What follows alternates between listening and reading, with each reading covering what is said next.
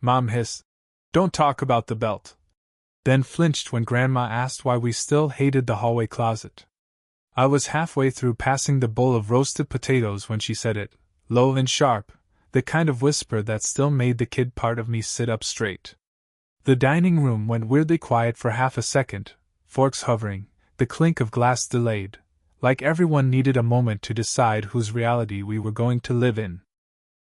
Grandma's hand was still resting on the table next to her wine glass, blue veins stark under the skin, eyes blinking behind her bifocals like she couldn't quite believe what she just heard. My brother froze across from me, spoon buried in the gravy boat, a drip of brown slowly sliding onto the tablecloth. My sister suddenly found her water glass fascinating. And me? My throat closed up so fast I actually had to force myself to swallow. The smell of turkey and thyme morphed into old dust and leather in my nose, and all I could see, for a split second, was that narrow door in the hallway with the little brass knob. It was a Sunday afternoon, late November, the first time in years we'd had 3 generations in my parents' house without someone being sick, pregnant, or actively refusing to come. I'm 30F, the middle child of 3. My older brother, James, 32M, and younger sister, Lily, 27F, were both home with their partners. Grandma, Mom's mom, had taken the train in from her retirement village. The official reason for the gathering was an early Christmas lunch so we're not all stressed in December. But it felt like more than that. The house was crowded with bodies and smells and history, and I'd been on edge from the moment I parked at the curb and saw the curtains I used to stare at from the front yard when I'd been sent outside to cool off. To anyone else, our house looks like an aggressively normal suburban home. Beige brick, neat hedge out front, wind chimes that tinkle just loud enough to be annoying. Inside, the same lace curtains, family photos on the walls, a little porcelain angel on the mantel that survived more moves than it had any right to. There's no obvious sign that this is where a small child once sat shaking on the floor of a dark hallway closet while a belt hung 6 inches from their face. Trauma doesn't leave scorch marks where guests can see. Grandma had only just brought the closet up. It was innocent, at least on the surface. She'd come out of the bathroom, leaning on the wall as she shuffled back toward the dining room, and paused by the closet door. Ran her fingers over the peeling white paint. "Funny," she'd said, voice carrying back into the dining room. "Your mom used to be terrified of closets when she was little. Always slept with her wardrobe door open. Guess it runs in the family, eh? None of you would go near this thing when you were kids." I'd felt my stomach drop. Back at the table, she'd settled into her seat again, napkin back in her lap, still musing. "You remember that?" she asked, looking between us. "How all 3 of you would tiptoe around that hallway like it was haunted. What was that about?" And then Mom had snapped the words out like a mousetrap. "Don't talk about the belt." She said it automatically, like she'd been waiting decades for this exact question and rehearsing the shutdown. But she flinched after, just a tiny twitch in her left cheek, when Grandma's eyebrows shot up.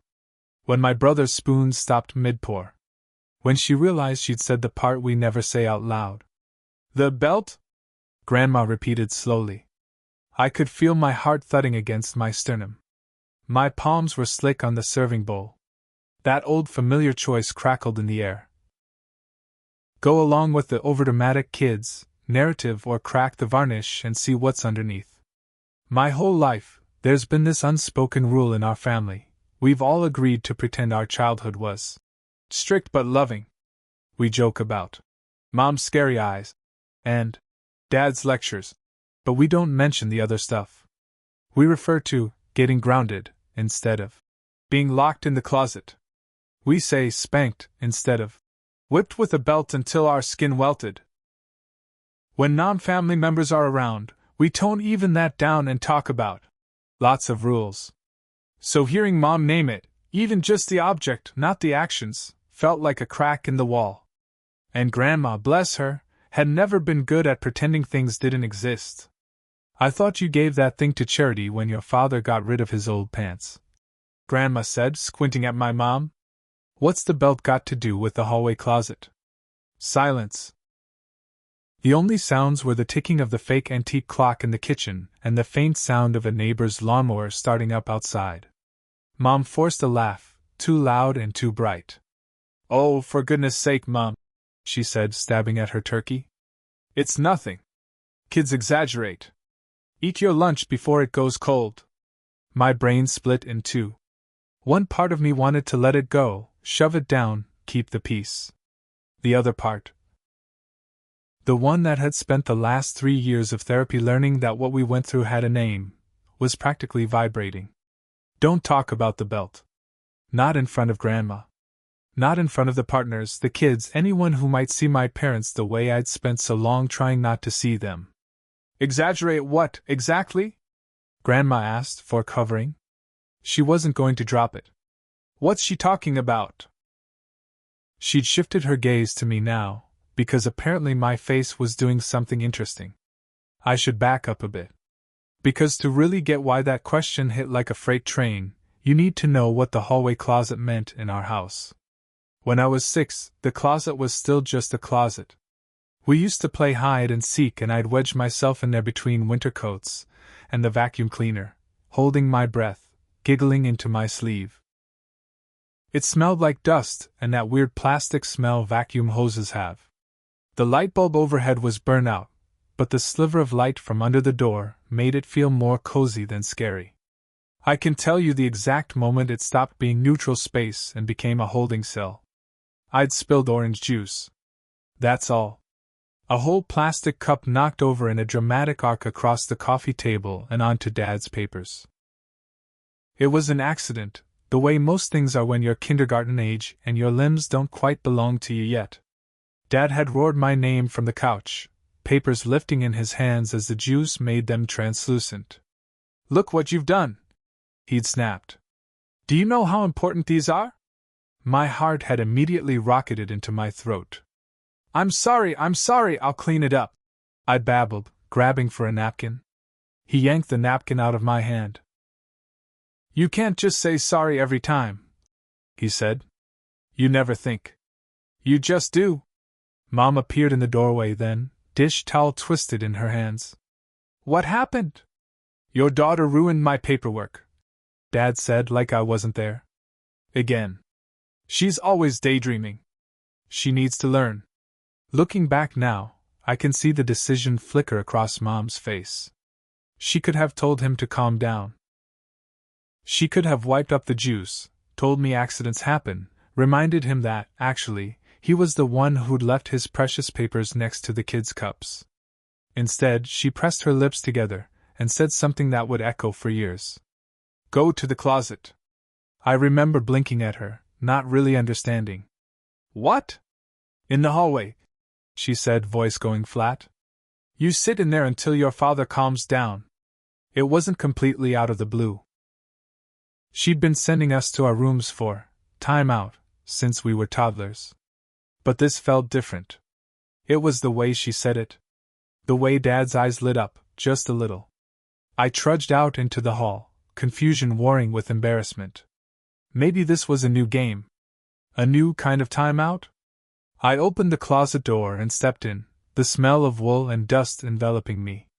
The door clicked shut behind me. It was darker than usual. The light from underneath was barely a line. And then, a second later, the door opened again. I squinted up, hope flooding in. Maybe she changed her mind. Something heavy landed on the top shelf with a thunk. Then something else was draped over the hook on the inside of the door. There was the soft rustle of leather.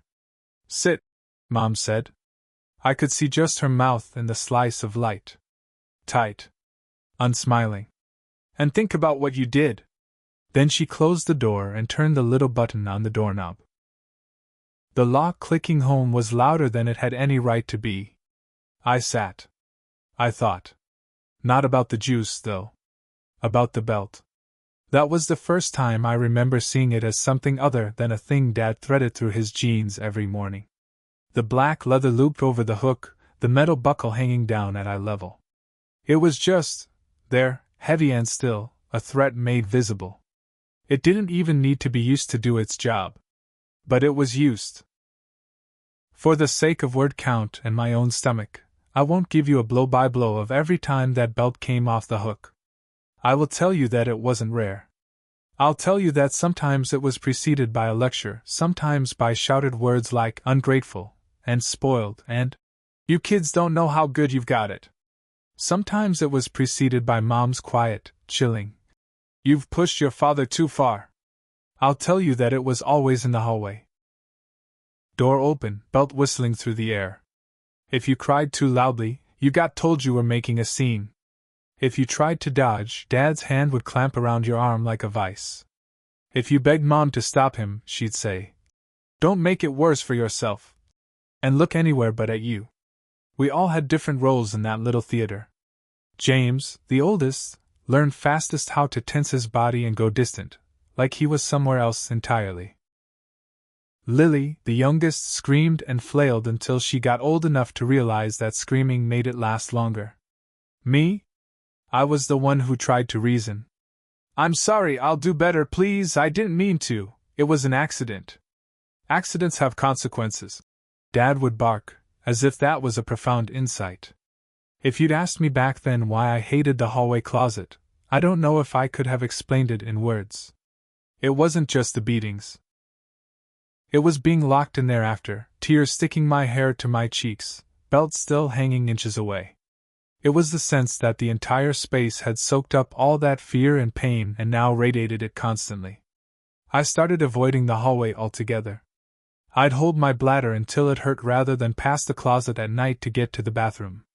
If a ball rolled down there, I'd stand at the edge and call for someone else to get it.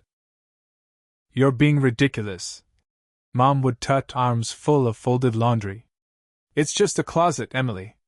She said that so many times that by the time I was a teenager, the phrase might as well have been trademarked. It's just a closet. It's just a belt. It's just a spanking. It's just discipline. It's just. You repeat, just, enough, and you strip the meaning out of whatever comes after. You strip the legitimacy out of the feelings that follow. Fast forward to me at 27, sitting in a therapist's office with shaking hands, telling Dr. Chung that I had a weird thing with closets, like it was a quirky personality trait, not a symptom. "Tell me about the closet," she'd said gently. So I did. Or tried to. I minimized. Made jokes. "It's not like I was locked in a basement for days," I said at one point, actually embarrassed that my story wasn't dramatic enough. "Lots of people were hit as kids. I turned out fine." She looked at me over her glasses for a long time. "If it was just discipline," she said carefully, "why does your whole body look like it's back in that hallway right now?" I burst into tears. Therapy didn't magically fix anything, but over time it handed me new language. Spanking became corporal punishment. Strict became emotionally volatile. Just a closet became a place that held repeated experiences of fear and helplessness. But one thing I hadn't done, even after years of therapy, was talk about it plainly in front of my family. Which brings us back to Mom, hissing about the belt at the table, and Grandma asking, "What's she talking about?" Grandma was looking at me like she actually wanted to know. Not like she wanted ammunition for a future argument. Not like she already knew the answer and was testing my loyalty. Just curiosity, tinged with concern. Mom must have seen that too, because her smile sharpened. "Emily's got her therapist to convince her we abused them," she said lightly, as if she was sharing a funny anecdote. "Apparently the whole world has decided parents aren't allowed to discipline their kids anymore." It was like someone had yanked a cord out of my back. The old script. There it was. Right on cue. James' jaw tightened. Lily's shoulders went up around her ears. Their partners suddenly found their plates fascinating. I took a breath. Dr. Chang's voice floated up in my head. "You don't have to open that door if you're not ready. But if you do, you get to decide how much to say." Grandma cocked her head. "Discipline is one thing," she said slowly. "Fear is another." I remember little Emily crying if I sent her to get a coat from that closet. I thought she was just nervous. Are you telling me there was more to it? All eyes turned to me, except Mom's. She was still staring at Grandma, jaw set. Her hand was white-knuckled around her fork. My heart hammered. My throat burned. Say nothing. Keep the peace. Swallow it down like you always do. I remember being scared, I heard myself say. My voice sounded distant, like it was coming from underwater. Of the closet. Of the belt. Of making Dad mad. Mom snorted. You were scared of your own shadow, she said. You still are. Honestly, Mom, you know what Emily's like. No, I said. It came out sharper than I intended. Everyone jumped a little, including me. No, Mom. I wasn't just scared of my shadow. I was scared because I was getting hit with a belt in that hallway for things like spilling juice or talking back. We all were. Her head snapped towards me. For a second, real panic flickered across her face. Then every muscle tightened. She dropped her voice again, laser-focused. We are not having this conversation at the table, she said. Then when? I asked. My cheeks were hot. I could feel my pulse in my ears. Because we've never had it. Not once. Every time I bring up anything remotely related, you say I'm being dramatic or my therapist is brainwashing me. Meanwhile, I still can't stand in a dark hallway without my heart racing. Emily, she warned. James put his fork down carefully. She's not wrong, he said quietly. It was like someone had opened a window a crack. Mom swung her gaze to him, betrayed. Oh, so now you're ganging up on me? She said. You were always fine, James. You took your licks and you got on with it. I never heard you complain. Maybe because if I complained I got it worse, he said, an edge creeping into his voice. Maybe because I learned very young that the only way to survive in this house was to keep my mouth shut. Lily's partner, Mia, reached under the table for her hand. Lily tangled their fingers gratefully, eyes shining. Grandma was staring at my mother like she'd never seen her before. You hit them? She asked, small. Mom rolled her eyes dramatically. Oh, don't start, Mom, she said. You and Dad smacked me plenty. Times were different. It never did me any harm. That's debatable, Grandma muttered. I almost choked on my water. I'd never heard her talk back to Mom like that. It was the belt, Lily said suddenly. Her voice was quiet but steady. That's what made the closet scary. It was always there. Like a threat. She shuddered. I still hear that sound in my head sometimes, when it came off Dad's jeans. That shhhhht. Mia's grip tightened. You're all being ridiculous, Mom said, but there was a wobble in it now. We weren't monsters. Your father never hit you anywhere near as hard as my dad hit me. He always counted. 3, maybe 4. It was controlled. It taught you respect. My chest burned. It taught me that love meant fear, I said. That home wasn't safe. That if I made a mistake, there'd be pain. And that the adults who were supposed to protect me would stand in the doorway and look away. Her eyes flashed. I was protecting you, she snapped. Your father had a temper. I was the one who stepped in. I was the one who said enough. After you handed him the belt, I said. Her face went white. I hadn't meant to say it out loud. The memory had just unspooled. Mom taking the belt off the hook and passing it to Dad, lips pressed together, saying, Don't overdo it. Like she was moderating a goddamn sports match. Around us, the table felt like it was tilting. The kids. My cousin's kids, who had been at the kids' table in the kitchen, chattered in the background, blissfully unaware. The grown-ups had gone very, very still. Dad wasn't there. He died 3 years ago from a heart attack, alone in the shed. Sometimes I feel guilty that my first feeling when the phone rang that day was relief. No more stomping footsteps. No more belts. No more needing to decide whether to pick up his calls. Just silence. My mother, though, was very much alive, and in that moment she looked like she wanted to crawl out of her own skin. "You're remembering it wrong," she said finally. "You always do.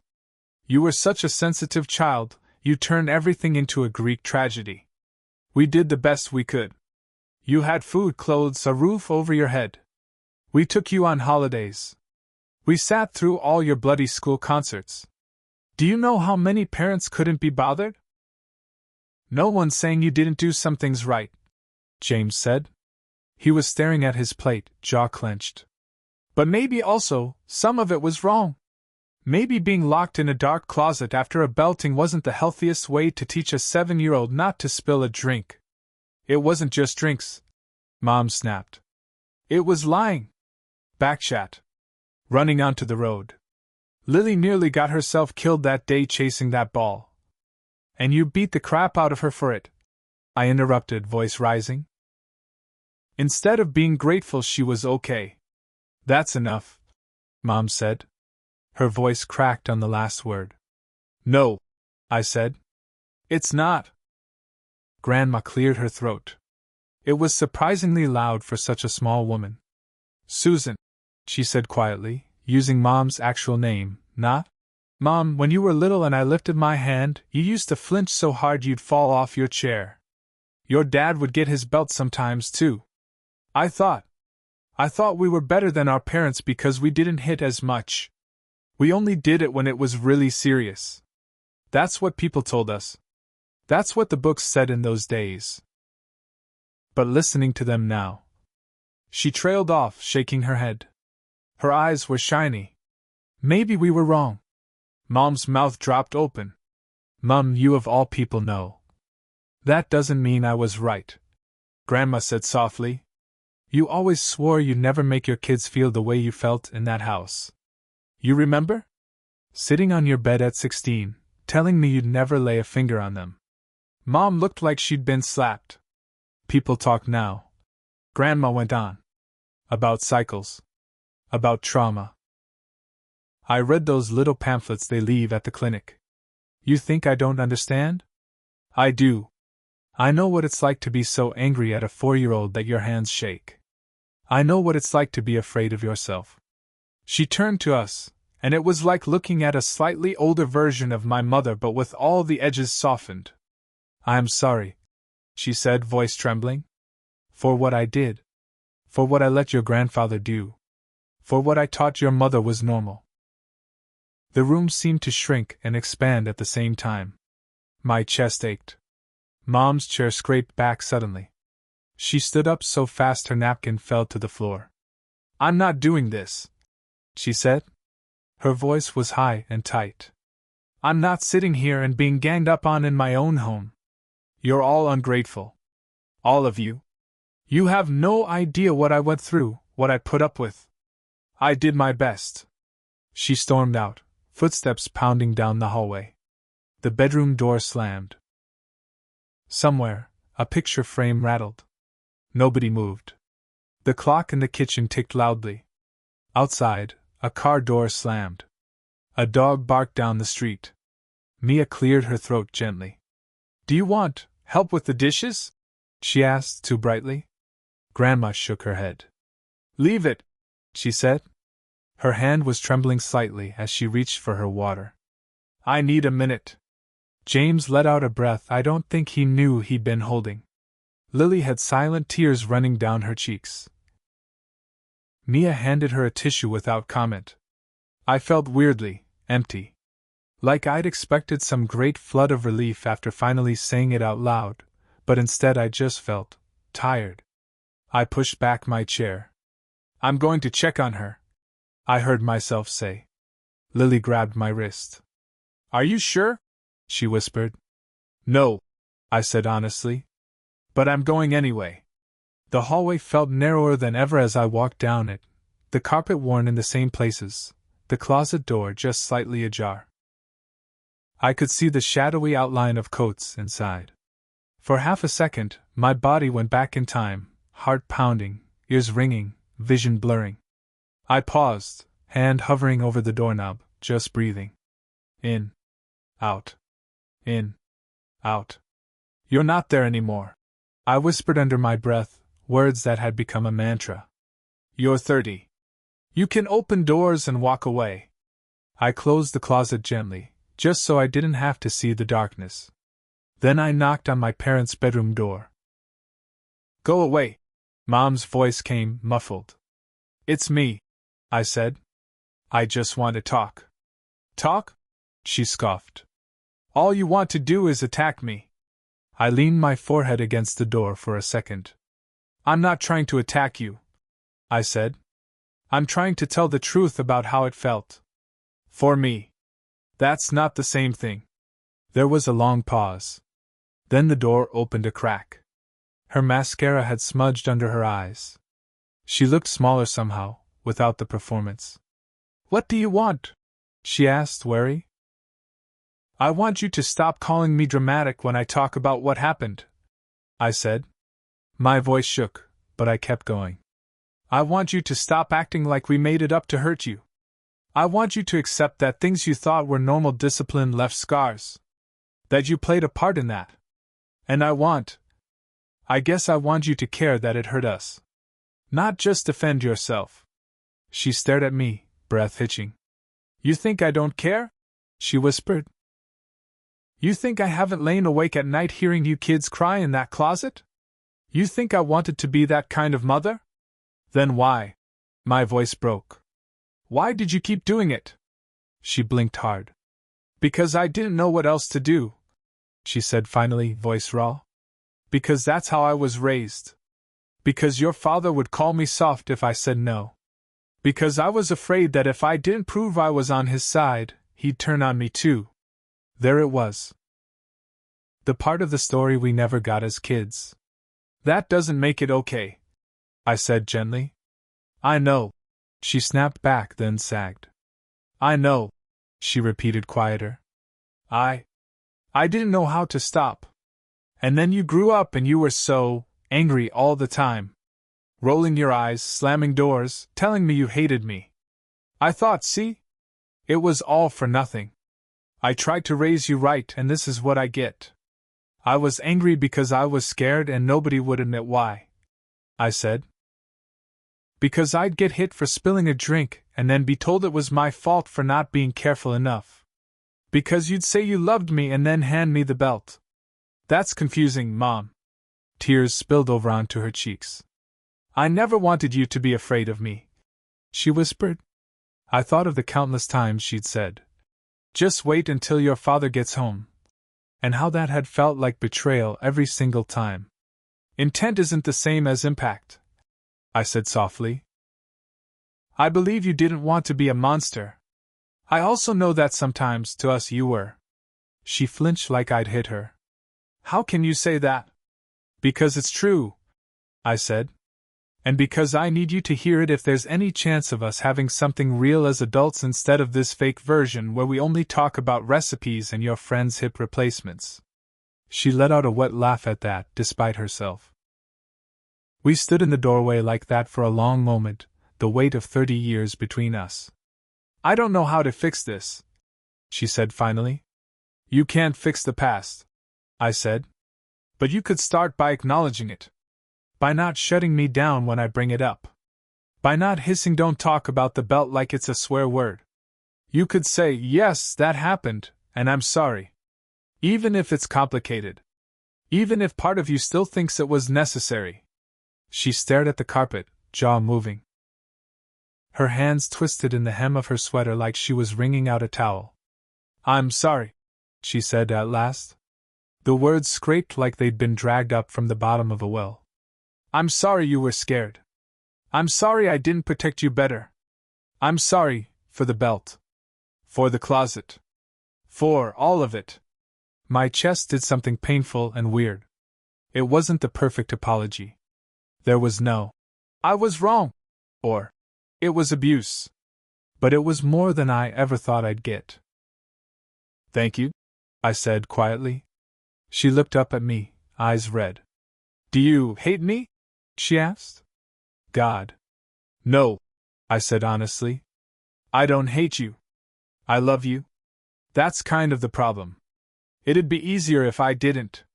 But I can't pretend it didn't happen anymore just to keep you comfortable. Loving you doesn't mean lying for you. She sniffed. You always were too honest for your own good, she muttered. I huffed a laugh. Maybe, I said. But I think I'm too old to change now. We stood there in this awkward, fragile peace for a second. Then from the dining room, Grandma called, Is everything all right in there? Mom rolled her eyes slightly, but there was no real heat in it. We're coming, she called back. She wiped under her eyes with her fingers, then glanced at me. Do I look terrible?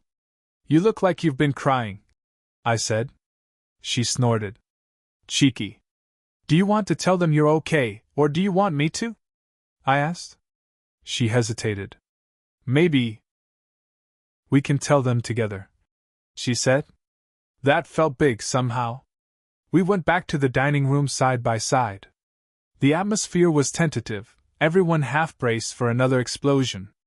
Max, my cousin's 5-year-old, had snuck in from the kids' table and was lining up peas on the placemat. Grandma was dabbing her eyes. James looked like he'd aged 5 years in half an hour.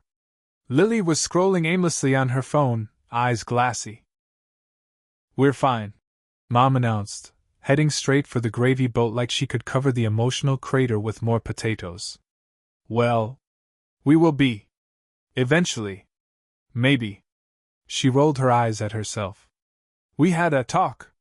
Grandma snorted gently. About time, she said. Mom shot her a look, but it was more exasperated daughter than wounded child this time. I slid back into my chair. My legs felt like jelly. James leaned over, voice low. You okay? No, I said. But also, kind of. He squeezed my shoulder under the table. Proud of you, he murmured. Later, after everyone left, and I was back in my own tiny apartment with its IKEA furniture and unapologetically well-lit closets, I replayed the whole thing in my head. The hissed warning. Grandma's confusion. My own voice, shaking but steady. Mom's apology, imperfect and raw. There's a version of this story where I tie it up in a neat bow. And after that, everything was better. Mom went to therapy, we all hugged it out. The belt story became a cautionary tale we laughed about. That would be a lie. What actually happened is more complicated. In the weeks after the belt conversation, Mom called me more often, at weird times. Sometimes she wanted to talk about serious things. Her childhood, bits she'd never shared, nights she'd locked herself in a bathroom to avoid my grandfather's temper. Sometimes she wanted to tell me the price of lamb at the supermarket. Sometimes she cried. Sometimes she got defensive again and I had to say, I'm going to hang up now, this feels like the old pattern. And she'd go quiet and then text later. Sorry. James started therapy, quietly. Lily joined an online support group for adult children of emotionally immature parents. We 3 siblings started a side group chat where we could say, Did that really happen the way I remember? And have 2 other people reply, Yes. It wasn't just you. That alone has been healing in a way I didn't know I needed. Grandma, wild card that she is, went to her church's little community counseling thing and then called me to say, they had pamphlets about breaking cycles. Imagine that, at my age. As for the closet, Mom took the door off its hinges a month later. She sent us a photo, an open alcove with shelves, painted a cheery yellow, holding extra towels. The caption read, Thought it was time for a change. Love, Mom. I stared at that photo for a long time. On one level, it's just paint and wood. On another, it felt like a small exorcism. I don't know if I'll ever fully stop hating the idea of closets with doors that click shut. I still can't handle the sound of leather smacking against anything without flinching. My body remembers even when my brain wants to intellectualize. But I also know this, secrets keep wounds festering. Saying, yes, there was a belt, yes, it hurt, yes, it still echoes, let air into something that had been rotting in the dark for decades. So yeah? When Grandma asked why we still hated the hallway closet and Mom hissed, "Don't talk about the belt." Something in me finally decided, actually, we will talk about the belt. Maybe not in the way Mom fears, where she's strapped to the metaphorical whipping post forever, but in a way that makes space for all of us, kids, parents, grandparents, to admit we were hurt and hurting, sometimes at the same time. I don't know if my mother will ever be able to say the word abuse about our childhood. I don't know if I need her to anymore. Hearing her say, "I'm sorry about the belt," might be as close as we ever get. What I do know is that the next time someone at a family gathering jokes about us being so sensitive as kids, I'm not going to laugh along and swallow my tongue. I've spent enough years locked in that closet in my own head. If you grew up with just a belt, or just a spanking, or just a strict household, and you feel your whole nervous system light up when people minimize it, I guess this is my way of saying, you're not crazy. Your body remembers what your family would rather forget. And sometimes, the scariest thing you can do, the bravest thing, is crack the door open and let someone else see inside.